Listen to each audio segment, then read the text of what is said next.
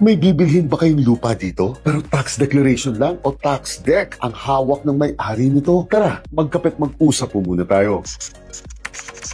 Dahil kahit hindi naman po talaga ipinagbabawal pagbebenta o pagbibili ng lupang tax deck lang ang dokumento, napakadelikado po nito para sa mga bumibili ng mga lupang ganito. Dahil una, ilang beses na pong sinabi ng ating Korte Suprema na ang tax deck po ay hindi isang conclusive proof of ownership siya, kundi isang prima facie proof of possession and proof of payment of taxes lang po siya. Sa madaling salita, isang katibayan lang siya na either ikaw ang nakatira at gumagamit ng lupa o ikaw ang nagbabayad ng buwis niya. Pero kailanman po ay hindi kayo mananalo kapag may biglang sumulpot na isang tao na may hawak na isang original na titulo para sa lupa ninyo. At bukod pa po dito, posible rin po na ang lupang inaakala ninyo na pwede palang bilhin o ibenta porkat may tax deck po ito ay isa palang forest mineral o ancestral lands ito. Kaya hindi po pwedeng ipatitulo. At alam po ba ninyo na madalas ring mangyari na hindi lang pala isang tao ang may hawak ng tax deck sa iisang lupain dito? At bukod pa po dito, wala pong matinong nagpapalending sa bansang ito na tatanggap ng isang sanla gamit ng isang lupa kung saan tax deck lang ang dokumento. Kaya nga ang payo ko po sa inyo, hanggat maaari ay iwasan nyo nang bumili ng lupa kung saan tax deck lang po ang dokumento nito. Subalit kung hindi talaga papipigil kayo, kasi nga naman, karaniwang mas mura po ito,